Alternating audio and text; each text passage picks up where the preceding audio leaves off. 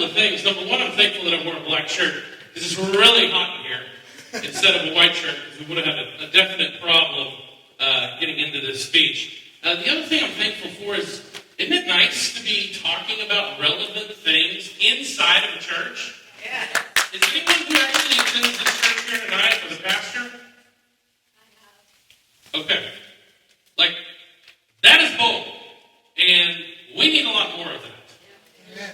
The other thing I want to say before I get started here is that I was surprised as I walked in and stood in the back, and I saw the back of the head of a very good friend of mine, Dr. Marlene McMillan, who is right here, is actually one of the very key people to ever getting me elected the first time. I don't know if you remember that 28-year-old kid who had a GED taking on the 16-year incumbent with $1 million in the bank. Y'all tricked me into doing this. But then you backed me up. And I love you, and I'm thankful for you. And I really, really appreciate it. So my name is Jonathan Stickland. I am one of the youngest people ever served in the Texas legislature. I was 28 years old. I did have a GED. If you know anything about my history before I ran for office, it was very clear I never planned on running for office. No one in my family had ever run for office. Nothing. Okay? I ran against a guy named Todd Smith. Todd Smith had been in office for 16 years. He was a powerful committee chairman responsible for passing bunches of pieces of legislation, like giving in-state college tuition to illegals, like turning our free road that we paid for through the gas tax into a toll road owned by a company in Spain. He voted against some measures to restrict abortions and slow them down. And I got sick and tired of throwing my shoe at the TV. And my wife, Chrissy, says, you need to stop. Either do something about it or you just need to quit talking about this. So I showed up to the Northeast Tea Party. They were meeting in Keller, Texas. And I showed up in a meeting. And immediately, Julie McCarty, who you saw up here, comes up and says, hey, you're like the youngest person in here by like 40 years. And we want to put you in charge of new member recruitment. And I said, oh, okay, great. I'm like, this must be a joke. I mean, I just showed up. These people know nothing about me. But it was the early days of the Tea Party. Y'all remember that? And this meeting happened. The day before the meeting was the day that Nancy Pelosi and everyone passed the raising of the debt ceiling for the first time, and then she famously said, do you remember what she said? We got to pass it so that we can see what's in it. Well, unfortunately for Congressman Michael Burgess, his next day was speaking in front of the Tea Party, and he voted for this monstrosity. And people were ticked, and we let him have it. And so I get recruited into doing new membership at the Northeast Tea Party, and literally before the next meeting comes up, I get an email from Julie McCarty at like 11:15 at night. And she said, hey, change of plans. We think you should run for state representative. And I'm like, what's a state representative? Yeah, we got this really bad guy, Todd Smith, and here's his voting record, we think we'd be good at it. So I called my wife over. I was in my boxers. I had a bowl of ice cream on the table right in front of me. And she comes over like, Chrissy, you gotta see this. You gotta see this. She comes over the top. She's looking at I'm like, read this email. She reads it. She's like, oh, that's hilarious. Wait, you might actually be good at that. And I'm like, oh, no. So we started. I spent $72,000 in that election. We won by 20 points, up into the establishment, and I'll never forget it, because nobody thought we were ever going to win. We were completely under the radar. And the first call that I got from the media, Fort Worth Star-Telegram, was a guy by the name of Bud Kennedy. And if you live in DFW, you got to know Bud Kennedy is like the worst leftist ever, okay? Before the newspapers started going like this, okay, he was the food critic. The food critic, like he reviewed hamburger joints. And so then he became the political guy because they didn't have enough people because no one trusts the news anymore. So Bud Kennedy calls up and says, oh, Representative Stickland, so you won. Wow, shocking victory. This is election night. What are your plans? What are you going to do? And my comment to him, first time I ever spoke with the media, after we won that night was, well, I think I'm going to watch some YouTube videos and see how this thing works. Which was the quote in the Fort Worth Star-Telegram the next morning, which of course was not a good look at all.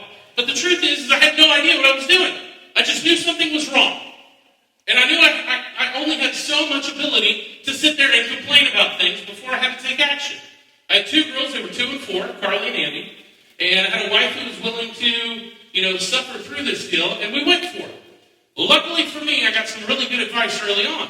A gentleman by the name of Tony McDonald, who had been an intern in a rep's office, conservative guy, he calls up, we have this discussion, he explains to me, Jonathan, if you can learn the rules of how this place works, your vote can become more valuable than just one.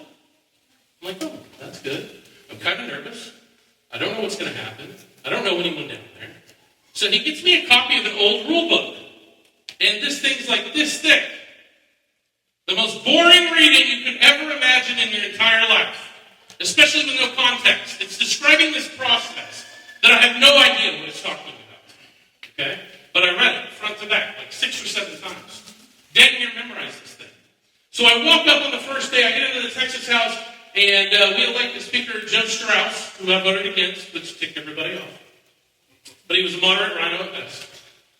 And the next day is the rule debate. And I come up with this little crazy idea that we should cite the Constitution for every piece of legislation. Like, hey, you want to write a new bill? Then cite the part of the Constitution that gives you the ability to do it. Not a crazy thing, right? You would have thought that I killed the dog of every single representative down there. These guys are looking at me, I filed this thing, and they're like, what do you mean the freshman who's never been here before wants to change the rules? He doesn't even know what's going on. And it was a very quick realization for me that rules meant nothing in the Capitol. Tradition and the way things are done. These are the things that they talked about. In freshman orientation, they said, hey, new guys, here's the deal. Don't talk to the media until you get to know them. And you need to basically just sit down over here and be quiet until you learn what's going on. Watch us and how we do it. Learn our tradition. Nobody even knew what the rules were. And I remember during the freshman orientation, I raised my hand and said, yes, Mr. Chairman, I know I'm a freshman. My constituents back home, they're not freshmen. And they expect me to be involved in the process. Another, you don't say that. So day 2, we go out the rules, and I throw out this amendment, and there's dang near a fist fight, and this old guy, John Smithy from Amarillo, who's been there for 32 years, he stands up and literally gets in the place of a bunch of goons who are ready to take me out because I've just broken decorum by offering to change the rules. And John Smithy's like, no, guys. He actually believes in this. And they're like, what do you mean he believes in it? No one believes in any of this stuff. There's got to be something else to it. No. I got 6 or 7 votes on that amendment. Went down in flames. And I learned very quickly that in a house of 150 people, there were only a couple of people, literally less than 10, who were actually there because they believed in something. You see, that entire body of people begin to form their identities through the position they hold. They don't actually want to push some of this stuff. At least once they've been down there a little bit. So I learned the rules. We got going. I learned very quickly that there were a couple of different ways to stop bills. I learned very quickly that everyone there was not going to let me pass a bill in my name. Because you have to make a choice when you're elected in Austin. You can either be popular and tell the truth back at home, or you can play with the cool kids down in Austin. But they don't go together. Because the truth is most Texans are like you guys. You want government out of your lives. You want small government. You want to be left alone. This is the Texas way. But for the last 20-some years, Republicans, and I don't know any who have campaigned as a moderate or liberal, for 20 years we have owned every statewide elected office in Texas, had a majority of the Supreme Court, a majority of the Texas House, a majority of the Senate, and I will tell you that most of the media plays friendly with those in office too. The only reason we do not have the government that we want right now here in Texas is not because of Democrats. It's because Republicans, who campaign as conservatives, but legislate like liberals. In fact, I actually grew to appreciate some of the Democrats. because they actually held more people that were like motivated by a belief system. Obviously, their belief system is completely wrong. But they actually believe in stuff. Most of the Republicans were doing this. Where do I need to be? How many of you have ever heard of a political theory called the Overton window? Anybody? A couple of people?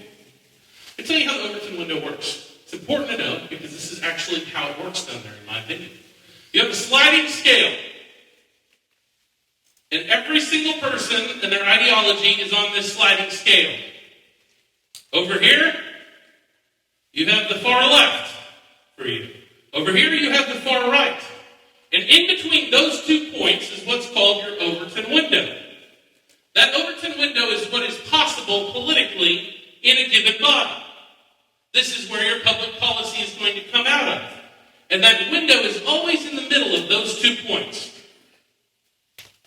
So, when we see AOC in Congress and Nancy Pelosi take their party and go far left, drag it this way, that Overton window is going to shift further left. And when you see a patriot come and take it and go as far right as he possibly can, it's going to come back. It's always going to be in the middle. Now, the middle of the Overton window is the safe place. When I first got elected, I had a couple of political consultants come up to me and they explained to me, now Representative Stickland, here's the deal. In 8 years, you're bought into your pension. At 12 years, your pension almost doubles.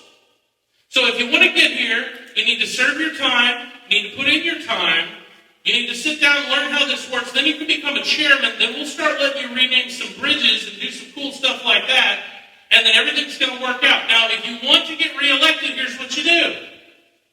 You don't be noticed. In fact, if nobody's mad at you, then you've got no problems. And that is why in the Overton window, everybody rushes to the middle. I had people tell me, I hope nobody in my district knows who I am. Because if they don't know who I am, they can't be mad at me. And if they're not mad at me, they won't run against me.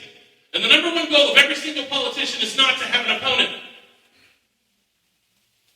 So they all rush to the Overton window. In the Overton window, because there's a majority of people, they have to make themselves feel important. So they start giving each other all the shiny objects that the legislature has to offer. You can pass a bill in your name. We'll let you be a chairman. We'll let you be the joint author. We'll make sure the lobbies load up your campaign account. They hand out all the goodies to the people who continue the continuance of this entire political system. And because they're all bunched up in the middle, those are the people that get the good things. But I'm here to tell you this one thing right now. I've witnessed it, I've experienced it, I've lived it. The most important position of the entire spectrum in the Overton window theory is the far left point and the far right point. And politically, if you're not happy with the government that you're getting in that Overton window in the middle, then there's 2 things you can do. Number 1, help and encourage the person on the far right to take and go as far right as he can screaming. And you help him solidify that position politically. How do you do it? You back him up. You block walk for him. You donate your money. You promote him. You help them solidify that position. And it will drag the Overton window to a different point than what it is. The other thing that you can do is you can make the other side not legitimate. So we're constantly hacking at the AOCs of the world. We're constantly hacking at the Nancy Pelosi's of the world and saying they're crazy, they're not relevant, they shouldn't even be part of the discussion. Because if I can lop off that part of the Overton window, then this is the new point and it shifts this way. Now understand that our opponents are doing the exact same thing. So if you have a conservative hero who is holding this position over here, they're going to be hacked at. They're going to be ridiculed. They're going to be said they're extreme. They're going to be called a racist. They're going to hate women. They're going to hate men. They're going to be against choice. You've heard it all before. You've probably been called it yourself. But you have to maintain that person. It is easy to run to the middle in the system that has been set up in the swamp in Austin and the same in D.C. There's a lot of cover there. In fact, I was amazed.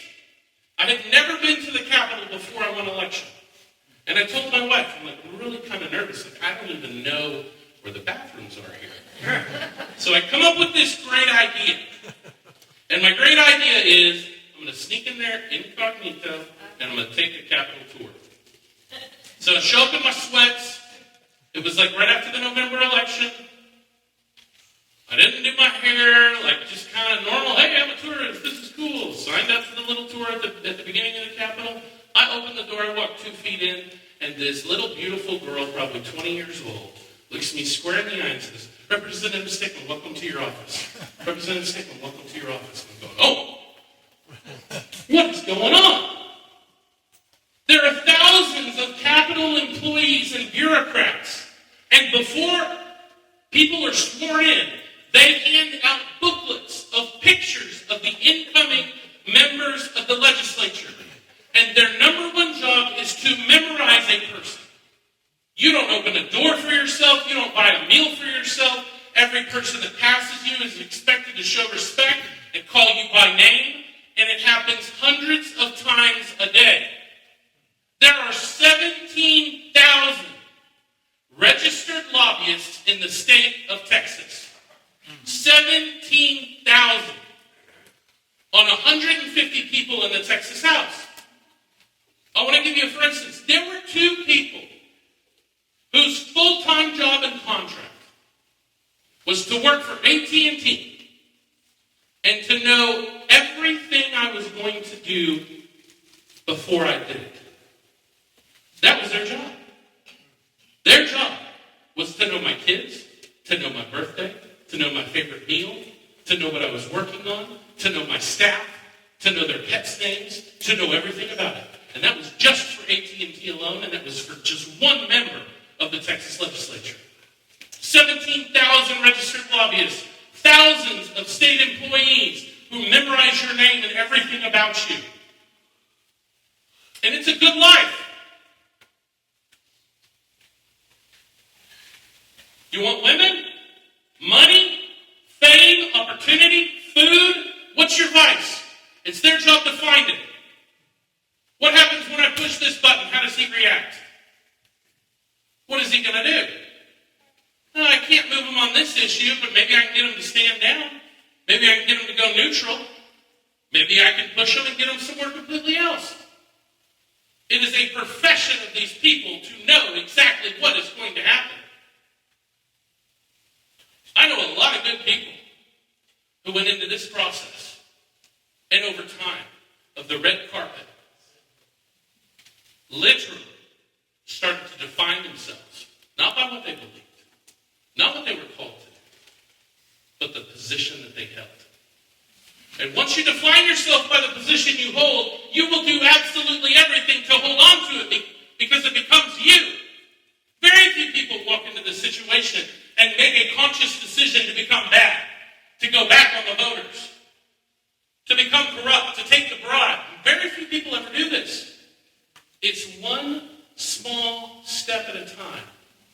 And then all of a sudden you stop and you don't even know who you are anymore. And I'm just telling you, it's insane. For 8 years, I was rated the most conservative member of the Texas House by almost every single group. I've got a wall full of awards from patriots, flags, all kinds of crazy stuff. We won every single election 8 times. Dr. Marlene, I hold the record for the most money spent against me in the history of Texas trying to unseat a state rep. Lies, everything. I am single-handedly responsible for stopping more pieces of legislation than every other member that I serve with combined through procedural rules. You need to hear this. I did it. I survived and then I walked away on my own accord. But you need to hear this right now, patriots. If you had given me enough time, I would have let every single one of you down. If I had been there long enough, I would have become the enemy. I would have failed. I would have become unrecognizable. Now, thank the Lord, He made me very stubborn, and I apparently have this wish list of constant fighting and coming after me. I'm just like, my wife says I'm just so stubborn. I get my head set on something and nothing is going to stop me. But I'm telling you, I would have failed. This system is set up to fail. My soul has been redeemed by Jesus Christ, but guess what, folks? This body isn't yet perfect. And the struggle is real. And I tell you this because it's easy to look at some of the people who were even at the far right end of the spectrum, who held the position, who did what they said they were going to do. And I'm sitting up here telling you that you need to solidify that person and back them up. But you need to have a realistic view of what you are doing. If you want to have an impact on the political system and change business as usual, then you are going to have to not let things get personal. You're going to need to look into a charming guy's eyes who's got the gift of gab and the resume to do it and understand that I would have fallen too. Don't put your hope in fallen people. This is about telling the truth. This is about looking at the record. This is about taking out the personal relationships and looking at the facts. I'll give you a good example. Greg Abbott was a governor that I supported. I gave him money. I endorsed him. I walked for him. I handed out his things. For 32 years, that man has been in political office and never once been challenged in a Republican primary. It is easy for him to stand up and say, the Democrats are bad, they're scary, they want to do all these things, we can't be for it. And it's easy to sit there and cheer. But how many people in this room right here can raise their hand and say, my property taxes have gone down? None of you. How many of you think that the border is actually secure? None of you. How many of you are upset at the fact that abortion is still allowed in the great state of Texas? How many of you are upset that for the last 12 years we've been asking for our basic rights like constitutional carry back? These slick politicians who can give a good speech want to make someone else the enemy so that we don't stop and look at the record. Because the fact is that the state of Texas, under Greg Abbott's leadership, has grown government, spending is up, taxes are up, and we've created an environment for the left to come in. It would be much easier if that man would just do what he said he was going to do. But he hasn't. But we've got to get to a point where we stop listening to rhetoric and we start looking at people's record. Here's something that I'm excited about. For the first year that I was down there, I was upset. I really had this crazy idea in my head that these people just didn't understand liberty. And I was going to go to the microphone and I was just going to present the conservative argument in a way that they had just never considered. And I was going to win them over. What a joke. Everything is decided behind the closed doors. Everything that you see in public is a show. It's kabuki theater. I've been in the back rooms while they're sipping the whiskey and smoking the cigars. I've been in those rooms for the last 8 years. They're not debating about what property tax system is the best way or what the rate should be. What they're sitting around making conversation about is who's going to be responsible for making this bill die? Because we know we can't do it. The negotiations are about who are we going to hand out, who's been loyal servants to the establishment, and what are we going to give them for their loyalty? The discussion is about, well, we can't really abolish abortion, so which committee is it going to die in? So the voters don't know exactly what's going on.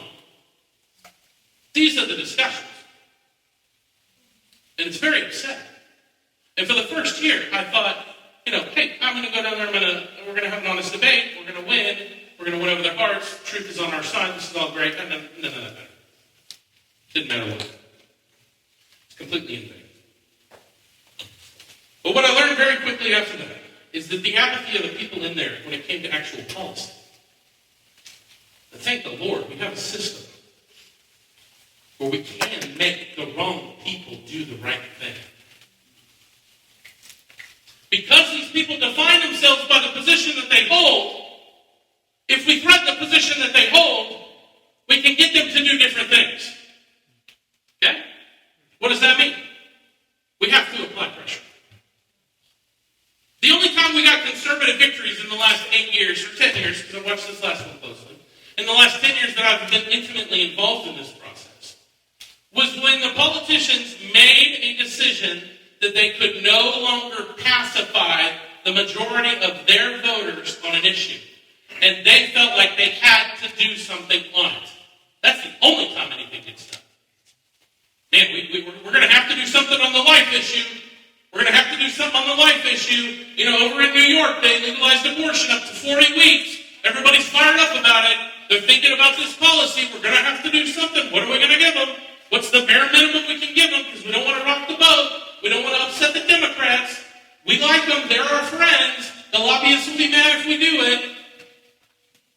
For 8 years, constitutional carry was a priority of the Texas Republican Party. Tens of thousands of delegates and activists just like yourself got together and said, hey, we don't think we should have to take a test and pay a fee for the right to carry our arms. This isn't too crazy. At this point, 22 other states have it. For 8 years, you called, petitioned, and raised money, and made noise, and shared information with your friends, and finally it hit a crescendo, and the politicians said, we just can't ignore this anymore. I promise you, I sat in Dan Patrick's office. I explained constitutional carry, which I authored 3 times to his face, and told him, here's what it does. Oh yeah, John, we just can't do that. It's too much. The police officers, they don't want us to do it. Oh, the left, there was a shooting in El Paso, all these different excuses. I said, Dan, the people pushing this aren't going home. You're going to have to deal with it.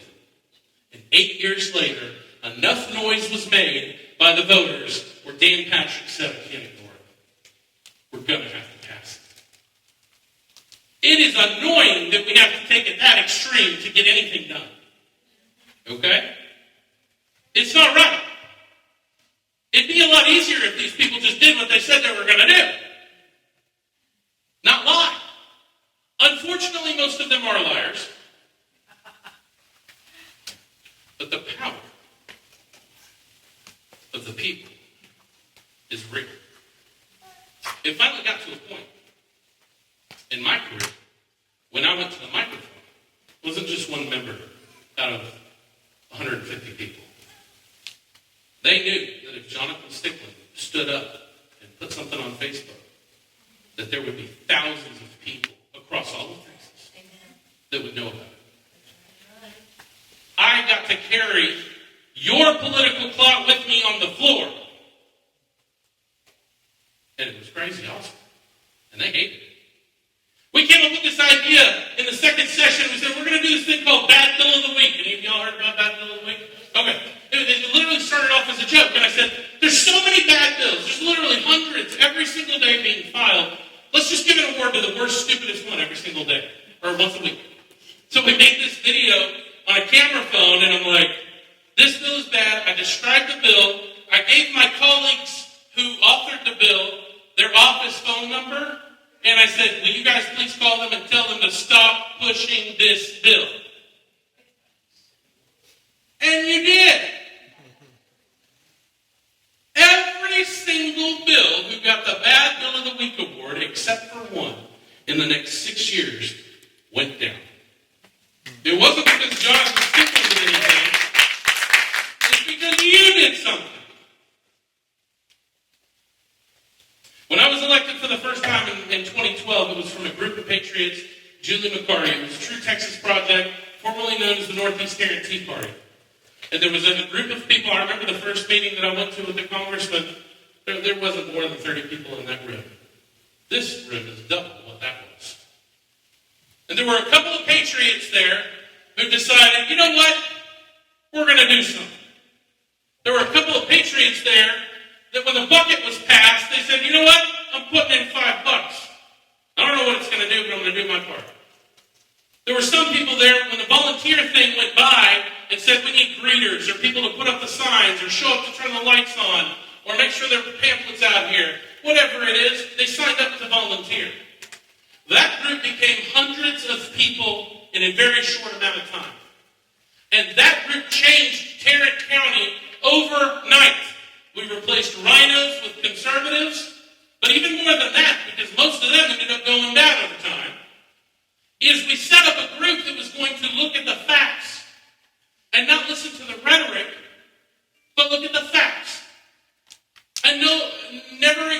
wasn't what you said in a speech, it was here's how you voted. And they educated the voters on the process. And they inspired them to get engaged. And before you knew it, every elected official from the down district judge all the way down here in the justice of the peace, up to the state senators and even statewide candidates, they had to come to Julie McCarty's group in Tarrant County to get elected and win the vote. And now, fast forward a number of years later, and I see this now. I've been giving speeches at the True Texas Project startups all across Texas. And let me just tell you guys something. There's more energy today, more sense of urgency, more desperation because of what's going on than I saw in 2012 when the Tea Party wave came across this nation. I think we start to understand that we're running out of time to get this right. Amen? And thankfully, we have a group that isn't just talking about doing something about it. They actually have a track record of doing it. And I know it may feel like one thing to come into this group on this night, look around and see, but you have to understand something. This is happening all over the state. A month and a half ago, I was down in Harlingen, down by the border. There was 180 people at the first meeting. People I had never seen before in the political process. Or said, I'm sick and tired of being lied to. And I know I got to do something about it. And thankfully, this is a group that doesn't just come and give you good speakers and make you feel good about yourself. They actually equip you to make a difference. Here's what I can tell you. We can't win enough elections fast enough to change the trajectory of this country. There's one path to restoring and saving this republic as we know it. And that is we're going to have to figure out how to make the wrong people do the right thing. We can't do it fast enough. Well, how do you do that, Jonathan? What do we do? I'll tell you what you do. You got to keep coming back here. You got to keep coming back here. You got to be dedicated to something bigger than yourself. And if you don't want to do all the work yourself, then you better bring a couple of friends with you and spread it out. Here's what I know. Every Republican in Travis County is going to be on Facebook or social media in the next couple of days, and they're going to be looking at pictures from the back of this room, and they're going to be counting attendance. They are going to try and figure out whether you matter or not. In my House district, there was 175,000 people in Hurst, Euless, Bedford, and North Arlington that I represented. Do the math. If I spent 2 minutes with every single person, I could not do it in a day. There's too many. It's even worse for Congress or U.S. Senate or the state Senate. State Senator represents 1 million people in the state of Texas. So inevitably, what do you have to do? You have to give your time to the people that matter. Now you ask, Jonathan, who are the people that matter? Well, I'll tell you. It's not all calculated the same way. I'll tell you this. In my district, I knew every single person that swayed 20 or more votes. Maybe that was a Republican precinct chair. Maybe that was a Sunday school teacher. Maybe that was a hairstylist who talked politics to her clients when they came and sat in the chair. Maybe it was a teacher who posted on their Facebook. I knew every single person who would donate more than $100 to an election. And you say, well, did you chase the money? Yeah, absolutely. I needed support. But I also knew who was going to fund my enemies. Potentially. I knew the people who had a social media presence. I knew the people that were volunteers that were going to go out and block walk. I knew the best sign locations all around my district and where I needed to have a sign to reach the most people. My point is this. Everything you do or don't do in politics does one of two things. You're either spending political capital or gaining political capital. And the beautiful thing of a group like the True Texas Project is you guys get to come together and collectively throw your political clout into a group and move as one. And instead of each one of you individually trying to take on this behemoth of the swamp, together you can levy your resources and do it together. And I'm telling you This is happening all over the state. So here's what I would tell you. And then I'm going to get to some questions, because hopefully I'm giving you guys some things to think about. You need to figure out what your gifts are. And you need to figure out what your gifts are. I made peace with the fact long ago that I was not going to be a cross-country runner. I don't pretend to be. I made up a long time ago that I had the ability to share some of my finances, even though I'm not a rich man. And I just wanted to note, too, I'm actually not aware of any of the speakers of the True Texas Project that get paid. I know some people, that was said in the deal. If they are, I'm really dumb, because I'm actually a monthly donor to this group. I don't even ask for gas. But, you need to figure out what you can do to gain political capital, and then you need to come to this group to get educated on the truth. Who's good, who's bad, who you can trust. You need to learn these things so that you can deploy that political capital that you work hard for in your own way to make a difference. I've seen it happen. I'm not asking you guys to blaze a new trail into a process that we think may work. These politicians are going to be scrambling trying to figure out who matters. Keep showing up and you're going to matter. You double the size of this room and you need to get some AC if we're going to keep growing, because I'm just going to tell you, wow, I'm dying up here. But you need to keep bringing friends, and you need to put yourself in a position to matter as a group. And I promise you this, it won't take but a couple of meetings before you're going to see every single one of your elected officials lined up at the back of this room, waiting to talk and influence. Because they're going to determine that you matter, that you can sway the entire process, and they will take you seriously. But they're not going to give it to you, and they're not going to tell you how to get it, but I'm telling you how to get it. I had somebody just the other day say, Jonathan, I just don't do politics, I don't like it. I said, that's great. If you don't do politics, politics are going to do you. Period. That's where we're at. I'm encouraged. Is this the second meeting in this location? Third meeting? Okay. This is a good crowd. Some of y'all are better looking than others. This is a good crowd. I see a room of opportunity. I see a room of some patriots. You guys have had some great group leaders step up and say, I'm going to take responsibility for this. I'm just telling you guys right now, the way our government is set up, we're going to get the government and the results and the legislation that you're willing to put up with. And these politicians are constantly trying to evaluate exactly what you're willing to put up with. They just are. The good news is they're going to be watching you closely, so it's not going to take long and too much effort to matter. But we got to stay vigilant. We got to stay with it. And what I love about this group, more than anything else, is that it's not just a bunch of people getting up here, getting a microphone, and talking till their heart's desire is over. I don't have time for that. You don't have time for that. And Texas doesn't have time for us to be wasting on that. It's time for action. It's time for involvement. And I'm just telling you guys something right now. I don't think the Lord is done with this state. I look around and I see the heart of Texans. We are defiant in a good way. We fear the Lord in a good way.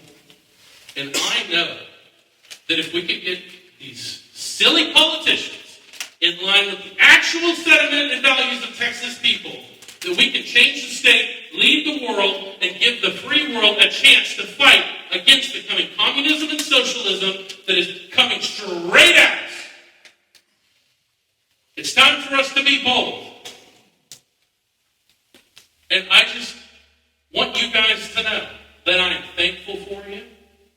Every day when I was on the floor getting my tail kicked in, I had the worst winning percentage in the entire legislature, which means I was on the losing side of more votes. The leftist Democrats got more of their agenda done than the conservative guy did. I passed one bill in my name in 8 years. I was forced to hand it off to other people, to go through the amendment process. By the way, it was a good one with Dan red light cameras. You can all thank me for that. So it was a nice one walked in there and we suffered and we paid the price. And I'll just tell you that I would never have been strong enough to do it on my own, but I knew I wasn't doing it alone. I knew it was because there were tons of you guys who were watching and rooting from at home and up in the gallery and back in your own homes, living your lives. I know you needed me and I knew you would be there for me. And I'm just going to tell you this. Liberty is in great jeopardy if we leave it to the people that are in that building.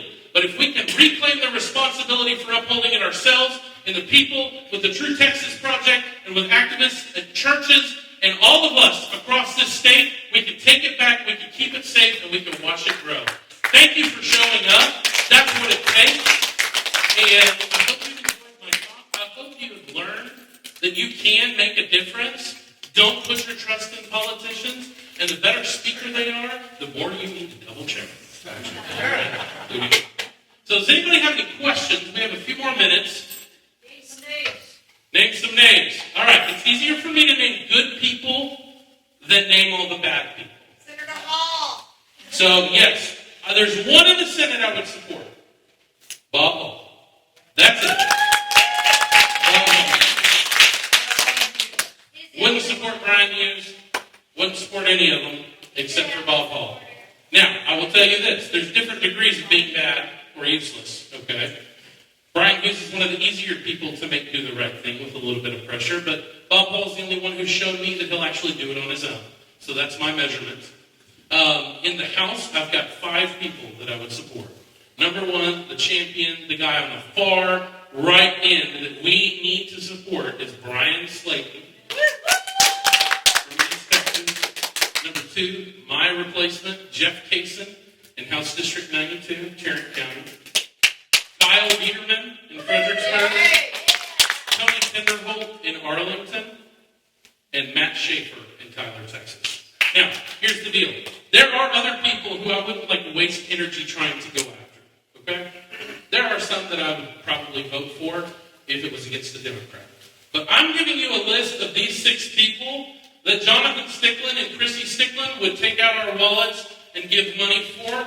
I'm talking about the 6 people that I would go and sweat on a Saturday to knock doors for. I'm talking about who would I sacrifice to keep there.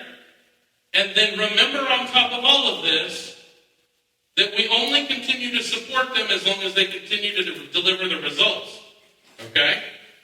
Some of them can earn the benefit of the doubt a little bit, but we're verifying everything. Because these politicians' goal is to make everything personal. Everything is personal. Congress has an approval rating of like 13%, but every single one of them gets reelected every single year because people start to think it's personal. Yeah, Congress is horrible, but that's my guy. I know him. He sent me a birthday card. He came to my son's Boy Scout thing. I heard Ted Cruz saying, oh, yeah, well, they gave my daughter a teddy bear. That's great. I don't care, okay? We got to look at the actual record. Is that good for names? Yeah. See why I do it, the good guys instead of naming all the bad guys? We don't have time. Yes, sir. So the special part about this group here is that in 17 minutes you can go out to your car and be in the Capitol parking garage. This is a beautiful I mean, that's deal. nobody else you talk to has that. So what can you go down? This is the Capitol is right there. What can you go down? Where's the best leverage? What can people here do to change things down there? So, how many of you ever came by my office in the Capitol when I was in there? Okay, a handful of y'all. Okay. So, like, we set ours up for the Grassroots Central. We had couches. It was open to the public. We encouraged people to come. Because, frankly, like, y'all were the ray of hope that you would come in and just energize us, okay? So, one of the things that you can do are those 6 people that I named. You need to just go down there and love on them, okay? Make them chocolate. And don't take me chocolate, but yes. Chocolate, and just support them, okay? I always knew when I had people up in the gallery, and it may be me versus 149 people, but I knew there was an army up in the gallery, okay? So not everything has to be negative. I mean, I will tell you that every single person that ever gave me a handwritten card, I kept, and I still have today. And my staff would take out all the hate mail, and then every morning I would come in and I would read the letters from the people. And it would just be like a shot of energy of like why we're here. Because you're alone. I mean, I gave you the numbers of what you're up against while you're down there. Y'all can actually be a little bit of help. And then I would seriously, and y'all are going to learn this if you keep coming back to the True Texas Project. This is huge. Where do I get my news? Who do I listen to? There's 5 different pro-life groups. How do I know which one's the right one? They disagree all the time. Y'all need to keep coming up to get that information so you can know who to trust, okay? And you need to look at their actual record. I will tell you right now, there's 2 pro-life groups that I support, Texas Right to Life and the Abolish Abortion group, okay? Everyone else is a jokester, don't listen to them. If you want to know if somebody's actually conservative, you need to go to the Texans for Fiscal Responsibility Fiscal Index. Because this isn't just an arbitrary number. They go through every single vote of every single person. There's no way to game the system. It is what it is. Look at the record. Sir. Would establishing term limits help you clean out the process a little bit? I'm 100% in favor of term limits. And I got to tell you something. When I first entered politics, I was not. I thought that term limits should be enacted by the voters. Then I served. Then I knew we needed term limits. And it's part of the reason that I got out. I mean, I got to be honest with you. So, like, I would have been reelected. Dr. Marlene knows that. We raised millions of dollars. The people would have walked across broken glass for me because I did it for them. We would have won re-election. I got my hand-picked successor in there. But I started to get scared of a couple of things. Number one, I felt like people were putting too much hope in me as a person. And I needed y'all to know that I was not the guy. There is no God. You put your hope in what we stand for. Okay? So I started to get a little bit scared that people, I appreciated the support and it meant everything to me. But I needed, this is why I tell everyone in my speeches, I would have gone bad. You need to hear it. It's true. So that was part of it. And the other part is that we hate these career politicians. Okay? And I never intended to do it forever. And it was always my dream to go out on my own accord instead of because I've betrayed my voters and my neighbors. So that's why. And so I'm a firm believer in term limits now. Not just for the elected officials, but all the staffers and the bureaucrats. We need term limits on them too. Yeah. Yes, sir. Have you heard of Texas, and would you support it? Oh, it's looking a lot better every single day. It's this huge... We have so much to fix in Texas, and then I look over at DC and I'm like, this is impossible. So I feel like even for my mental health state, that is becoming a better option, okay? I am very concerned about who would be in charge of that. So there's a lot of details, but I'll tell you this. I'm for less government, period. I don't think our founders ever intended for there to be hundreds of millions of people under one government. I think that Texas with 30 million is more than when we started this country and the whole thing. I think it's too many people. One state representative should not represent 175,000 people. It's impossible. Then you are literally a slave to the special interests of the people with money and those things, because it's the only way to continue to self-survive. So text it. I am for a vote. I would like more details, and I'd like to be a part of the discussion on how that would happen. But I think it's something we have to consider at this point. I thought about supporting Texas and everything that I think for myself that, damn, if the United States didn't have Texas, we'd never have another Republican. Correct? Mm-hmm. That would be a very, very sad thing without the electoral votes Sure. for Texas. And that's why the Democrats are working so hard to try and turn. Yeah, but let me just, I agree with what you're saying, and I don't think you're wrong. But at some point, you can't fit too many people in the life raft, and I'm here to take care of my family. Yeah. And I will just tell you that I don't think, as strong as we are in Texas, we can't support the entire rest of the country when California is doing what they're doing, and New York, it starts to become unsustainable, in my opinion. I think we need to be careful about this issue in particular, because I think it can be a distraction for folks. I think it needs to be a part of the discussion, but it ain't going to save us overnight either. The problem here, guys, is that the people are not involved in the process. We're not properly educated. We've been lied to, Okay, I remember, let me just give you a quick example. Okay, if you think we're going to get less government and lower taxes without the church stepping up and doing its job, just a couple of examples, okay? I remember when every single hospital was named after a church. Remember that? You don't want to know why? Because it was a ministry of the church to help sick people. I remember when every single church had a food pantry. Very few of them even have food pantries anymore. Because people stopped going to them as soon as the government started handing out free credit cards. Well, I ain't going to the church and getting shamed by the pastor if I can just go stand in line and no one knows who I am. There was a woman in our Sunday school class who asked for prayer because she's got a health condition. She needs surgery. And she was praying because they don't have the finances to get it done. They came up to me after Sunday school and they said, hey, do you think there's any programs or anything that can help us? And this is a middle class family, okay? They're not rich. They probably bring in $90,000 a year as a combined house, 2 kids. Not that big of a deal. Do you know what advice I had to give them? Go to the county hospital and tell them you're not a citizen. Because then you'll get it for free. How pathetic is that? It's just the truth. It's horrible. So we're going to have to start taking personal responsibility. And frankly, we're not going to get less government. Listen, government came in and filled the void of what the church left. The church stopped doing our job. We stopped being the place to take care of our neighbors and our family, and we allowed government to come in and take over the role. And if we're fighting this hard to get rid of government, understand we're going to be right back here again if we don't have the solutions as neighbors and Christians to solve the world's problem. There is no separation here between these. Everybody would like for that to be the case.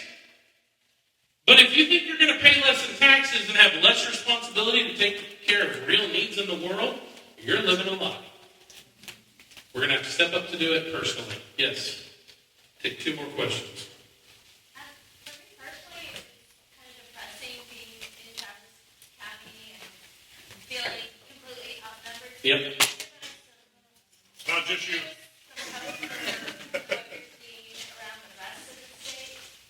Yes. So I have literally been to True Texas projects. There are also local groups that are starting up, like Wise County Conservatives.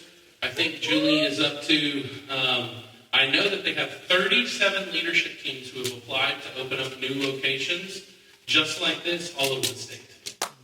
And this is within less than a year of launching this whole deal.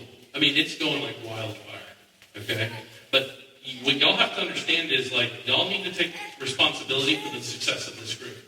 You got to stand up and volunteer. You got to do your part. You got to throw in your $2 or whatever you can do in the pot. You got to help your leadership team, and you need to invite more people here. Okay? I don't want to toot my own horn, but how many of you know some people that should have heard this message tonight? Anybody? Okay, that's good. I'm telling you right now, Matt Rinaldi, who's coming next month, is awesome. Matt Rinaldi is one of the smartest people that I know. He is the most conservative state chairman of the Republican Party that we've ever had. He was just elected, and he's already taken the gloves off and going straight for the people who need to be called out, the rhinos. And you need to be here next month, hopefully with cooler AC, and you need to bring a friend. So figure out who you're going to do, write it down, and make sure they're there. Yes, ma'am. I'm supporting Don Huffines for governor. I will tell you this. I love all 3 of the candidates running against Abbott. Every single one of them would be a mass improvement against Abbott. I served with Abbott for 6 years. I know him personally. I can give you 1,000 pictures of me and him hanging out. I supported him previously. This is not personal. This is about what he has done. Okay? And anyone but Abbott is the team that I'm on. I like Don. I know his family. 2 of his kids work in my office. I feel like if you look at someone's family, you get a really good idea of who they are as a person. I see consistency there. He was the most conservative member of the Texas Senate when he served. He doesn't owe anybody anything. He has voted with his donations. He's been one of the largest conservative donors to the causes that we all care about for the last 20 years. And I am 100% all in on Don Huffines